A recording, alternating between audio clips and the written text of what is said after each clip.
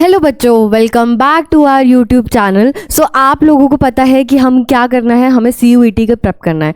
CUET का paper अब बहुत पास आ गया है, जिसकी प्रिपरेशन हमें अब से स्टार्ट तो कर ही देनी चाहिए। हालांकि इससे पहले से बच्चे प्रिपेयर कर रहे हैं, बट अगर आप अभी भी प्रिपरेशन को स्टार्ट करते हैं सो आपका सिलेक्शन अच्छे कॉलेज में हो जाएगा। मैं अपने बारे में थोड़ा सा आपको बताऊँ। सो सबसे पहली चीज़ तो माई सेल्फ स्नेहा लोंगानी। मैंने अपनी जो ग्रेजुएशन है BSc इन लाइफ साइंसेज में आपके हंसराज कॉलेज से ही करी है। And Hansraj college is one of the prime college of north campus. सब हंसराज कॉलेज के बारे में जानते हैं और शाहरुख खान के बारे में तो कौन नहीं जानता। सो अगर मैं आपको बताऊं तो हंसराज कॉलेज में खुद में ही बहुत एक्सपोजर है, ठीक है। बी इट नुक्कड़ नाटक, be it fashion society, be it education, be it seminars and all. So वो सब ही बहुत ज़्यादा आई कैचिंग लगता है। ऐसा लगता है हंसराज जाना है, SRCC जाना है, हिंदू जाना है, KMC जाना है, इन सब कॉलेजेस में जाना है। बट इन सब कॉलेजेस में कैसे जाना है, क्योंकि उसके लिए चाहिए CUET में अच्छा स्कोर। और अच्छा भी नहीं बच्चों, बिलीव मी, बहुत अच्छा स्कोर। मैंने बच्चों को देखा है, बच्चों का एडमिशन नहीं होता है।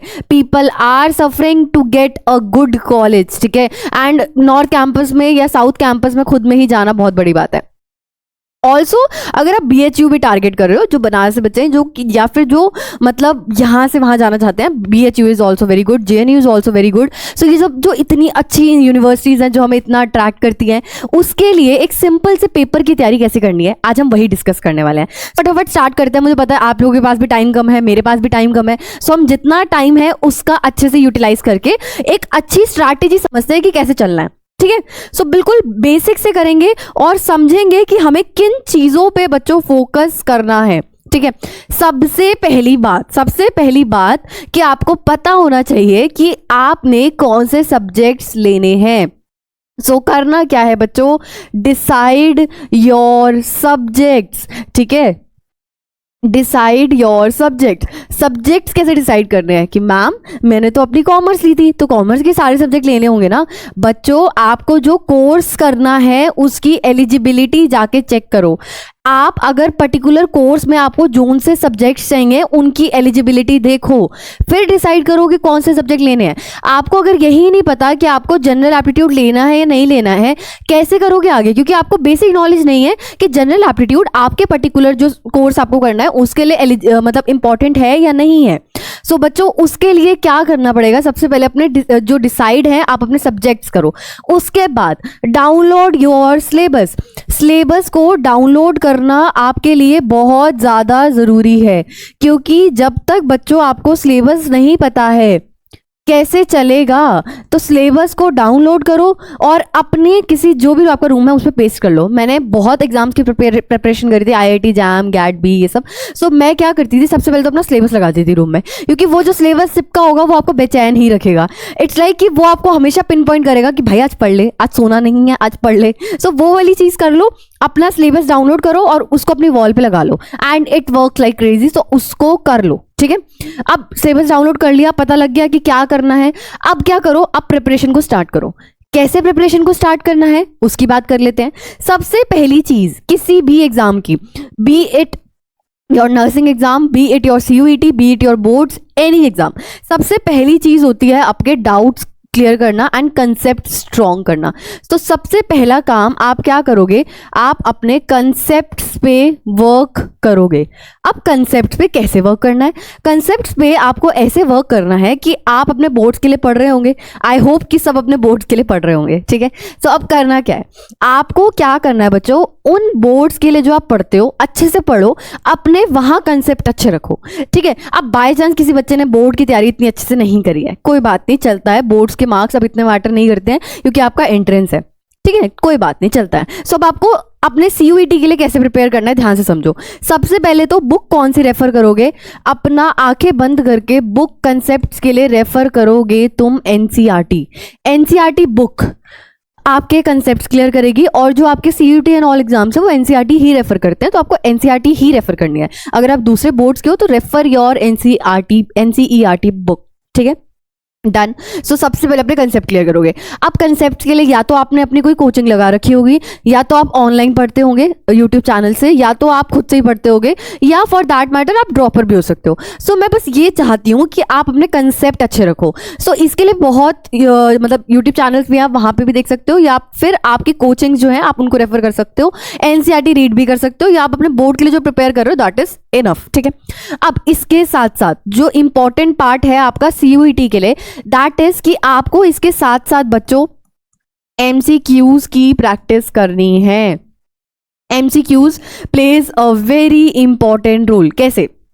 सुनो, आपने जब एक कंसेप्ट कर लिया, आपको उसकी लैंग्वेज पेपर में नहीं समझ आएगी क्वेश्चन में, क्योंकि आपने क्वेश्चन प्रैक्टिस नहीं करी है। सो क्वेश्चन प्रैक्टिस बहुत जरूरी है। क्वेश्चन प्रैक्टिस के बिना आपका एग्जाम क्लियर होना बहुत मुश्किल हो जाता है।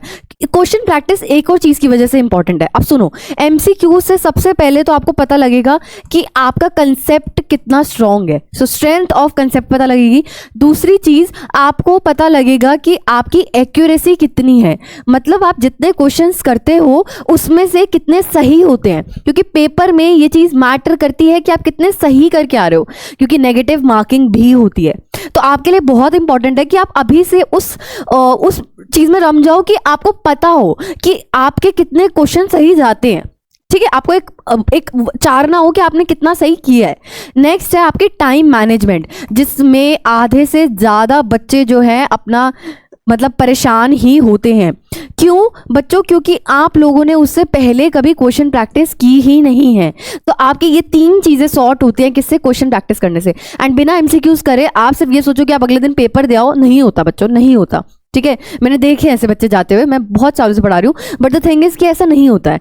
कोचिंग में भी पढ़ाया है, ऑनलाइन भी पढ़ाया है, मैंने यही देखा है कि बच्चों से नहीं हो पाता है एकदम से, क्योंकि वो स्टेट ही बहुत अलग है। घर पे तो आप फिर भी बहुत एक आराम वाली स्टेट पे, वहाँ पे बहुत पैनिक होता है, वहाँ पे डू और डाई वाली स्टेटमेंट हो जाती है, क्योंकि आपका पेपर अगर ये अब खराब हो गया वापस नहीं लेगा कोई, मॉक वापस ले लेंगे।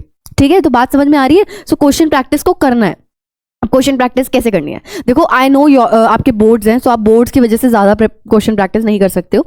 अभी के लिए फिलहाल आप ये लेके चल सकते हो कि लेट्स सपोज आप एक दिन में 2 चैप्टर रिवाइज कर रहे हो। ठीक है, सो उन दोनों चैप्टर्स के आप एमसीक्यूज करोगे। सो 30 एमसीक्यूज का अगर आप एक टारगेट बनाते हो, 30 एमसीक्यूज डिपेंड करता है डेली करने हैं या 30 एमसीक्यूज पर चैप्टर करना है। ये सब चीज़ें आप खुद डिसाइड कर सकते हो, बिकॉज आपको आपका शेड्यूल पता है, मुझे आपका शेड्यूल नहीं पता है।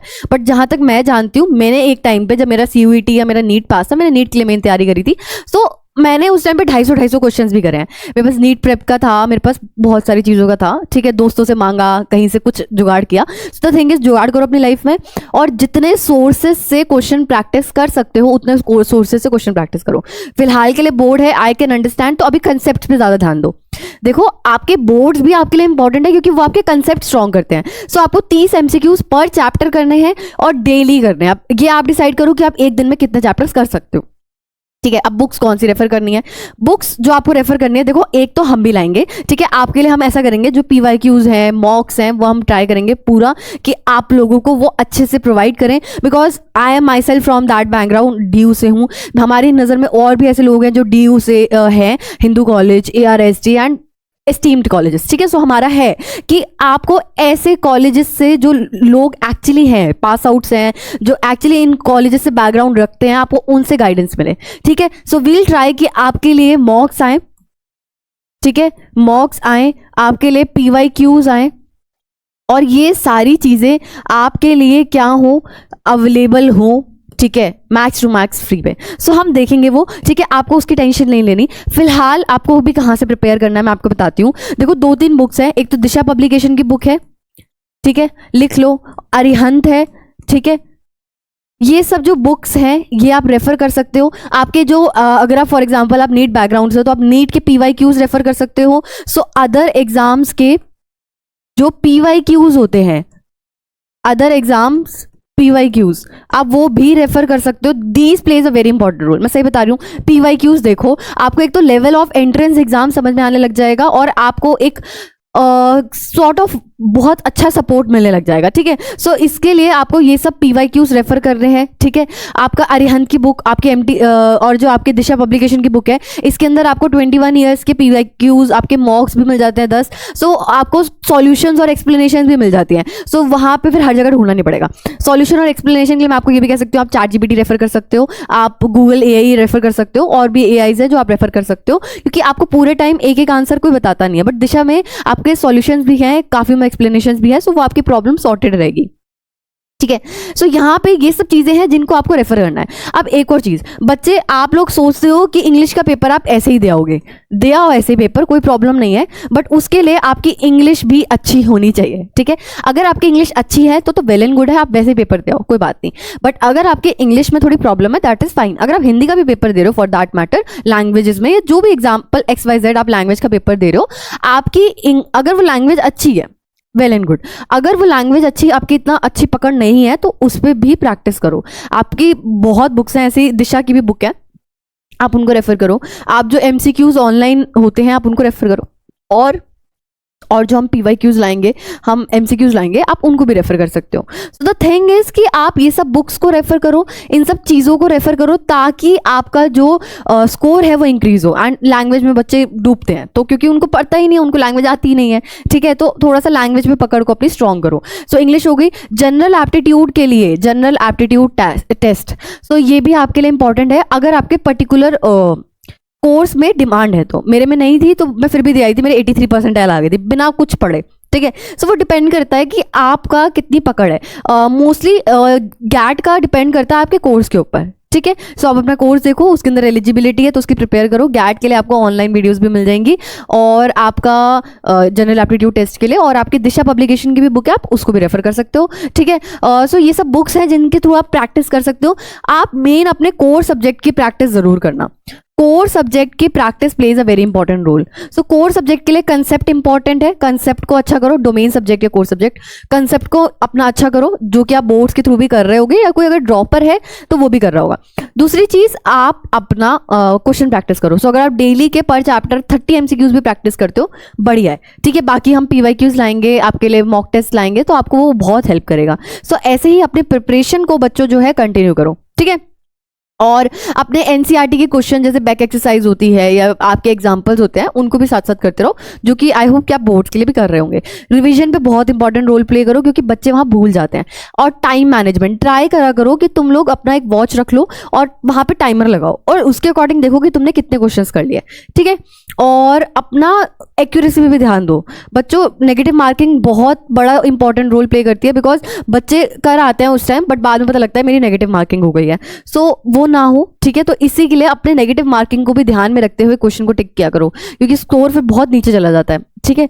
और बहुत अच्छे कॉलेज में जाना है तो मेहनत तो करनी पड़ेगी, तो मेहनत करने के लिए अपना बस लग जाओ। मैं सही बता रही हूँ, college life is so fun, college life is so happening, fest and all, events and all, and exposure. सही बता रही हूँ, आप जब कॉलेज में जाओगे और जब आप कॉलेज से निकलोगे, you will be a different person, believe me on that. So but उसके लिए करना पर क्या पड़ेगा, कॉलेज से जाना पड़ेगा ना। नहीं जाना ना किसी भी इवनिंग कॉलेज में, नहीं जाना ना किसी भी 3rd ईयर कॉलेज में, अच्छे कॉलेज में जाना है, तो उसके लिए अभी से मेहनत करो, और अपनी मेहनत इतनी करो कि अच्छा कॉलेज मिल जाए, ठीक है। And college life is so happening, so उसके लिए बस वो सोचा करो कि फेस्ट में जाना है, तो उसके लिए अभी से मेहनत करूंगा, ठीक है, या करूंगी। So all the best, and हम मिलते हैं नेक्स्ट वीडियो में। और आप अपनी मेहनत को बरकरार रखो, एंड आप अपना जो प्यार है उसको शो करो थ्रू लाइक्स, कमेंट्स, ठीक है। और आप बताना कि अगर आपको नया कोई टॉपिक चाहिए जिसके बारे में आपको कहीं इंफॉर्मेशन नहीं मिल रही है, सो आई ट्राई माई बेस्ट कि आपके लिए पूरी डिटेल्ड इंफॉर्मेशन लेके आऊँ। So thank you for watching. Like करना, सब्सक्राइब जरूर करके जाना, क्योंकि PYQs एंड मॉक्स के बारे में इंफॉर्मेशन आपको यहीं मिलेगी, ठीक है। और अपना कमेंट जरूर करके जाना। बाय बाय बच्चों, थैंक्स फॉर वॉचिंग।